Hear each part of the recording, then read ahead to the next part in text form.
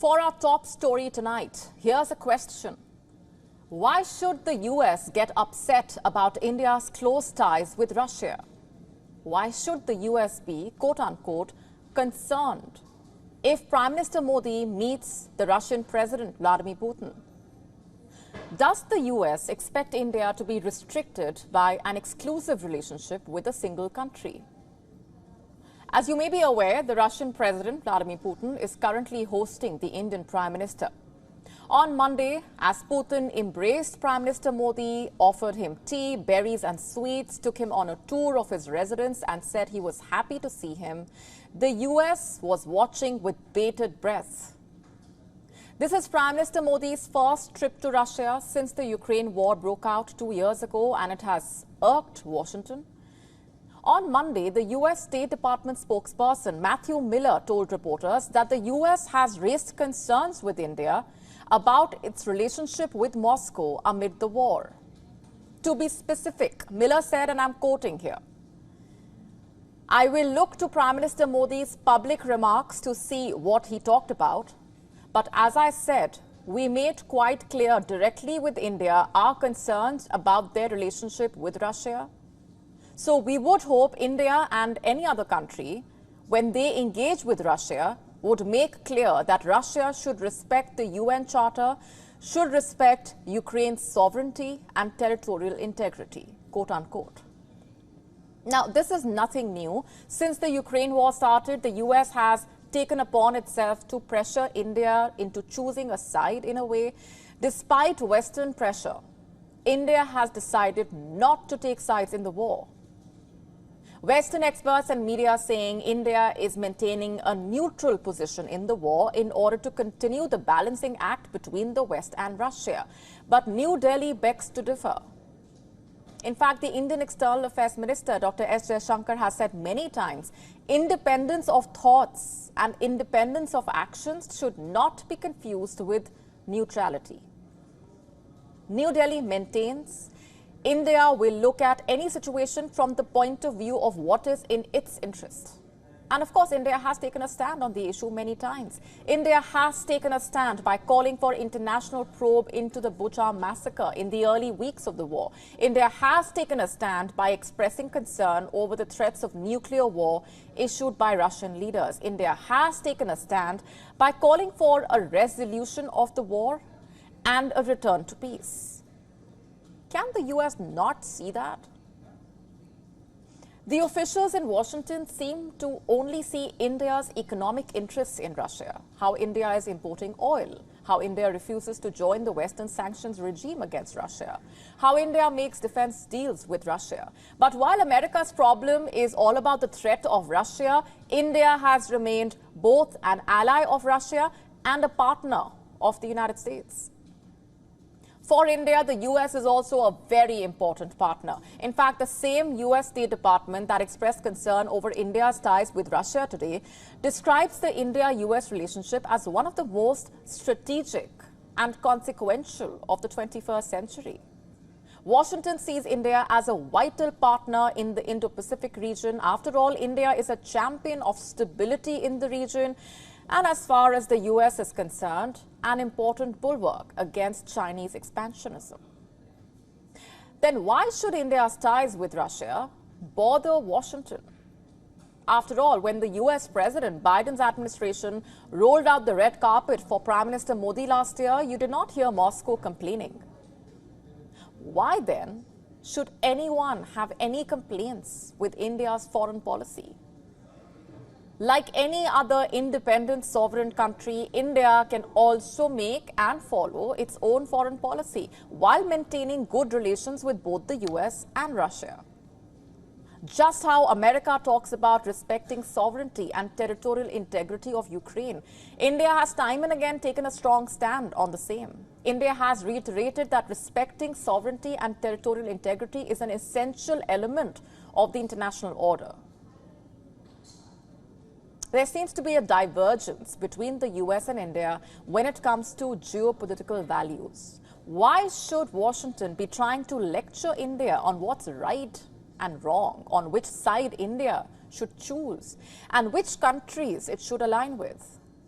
It goes without saying that India, one of the world's largest economies, the world's largest democracy, home to a powerful army and navy, does not want to be pressured by the US to accept Western positions on global issues.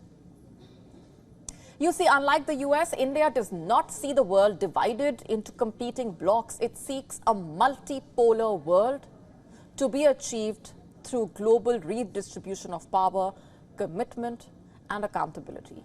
Not a world where attempts are made to punish Russia for the war in Ukraine while neglecting the negative impact of the sanctions on the Indian economy and on the global south. Ultimately, both countries have shared strategic interests in the Indo-Pacific. These priorities are too important for the relationship to be affected by developments in Europe.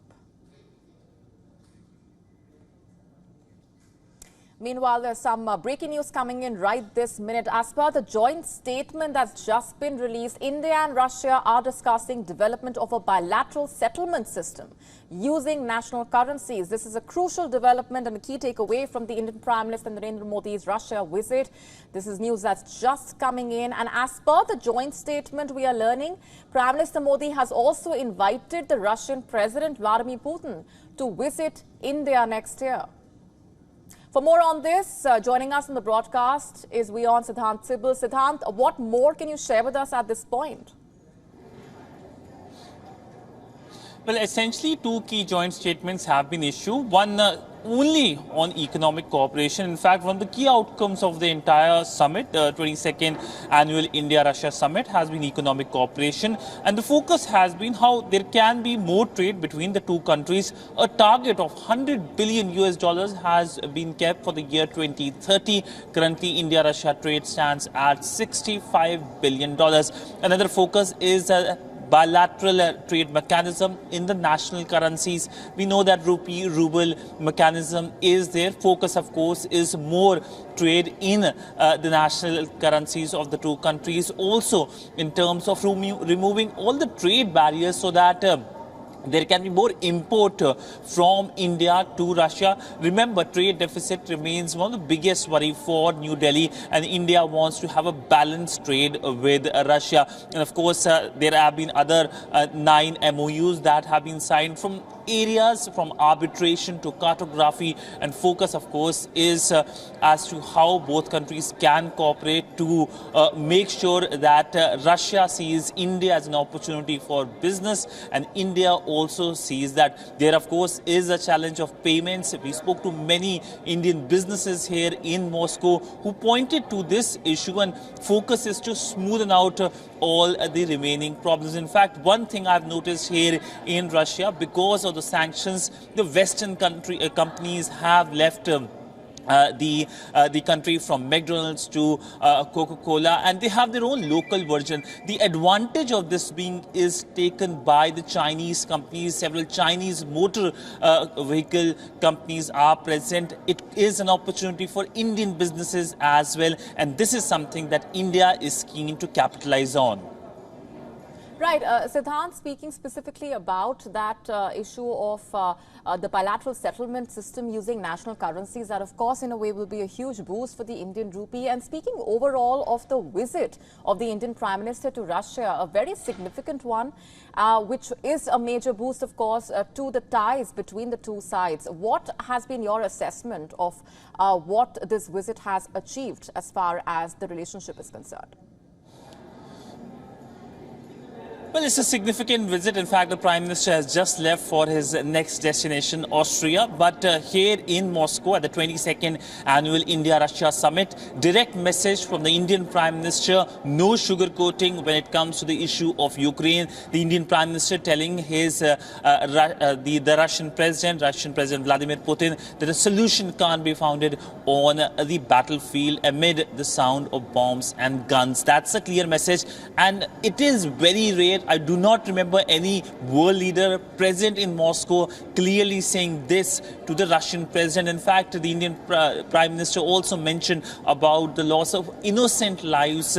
This is significant given the development which has happened in Ukraine, the missile strike on a hospital in which children were also killed. But also for India, in its national interest, the big development remains the release, the early repatriation of Indians in the Russian army. This is something that India has been raising in the past as well, including just last week when the Indian External Affairs Minister Dr. S. Jaishankar raised the matter with the Russian Foreign Minister Sergei Lavrov in Astana at the sidelines of the SCO summit. The matter again came up during Prime Minister's informal meeting on Monday evening and then earlier today at the summit. Now the mechanism is being discussed in terms of when the repatriation can happen. But all in all, a significant visit of the Indian Prime Minister, his first bilateral visit in the third term. That in itself is a message that the West is closely watching. We're leaving it there for the moment, Sadhan. Thanks very much.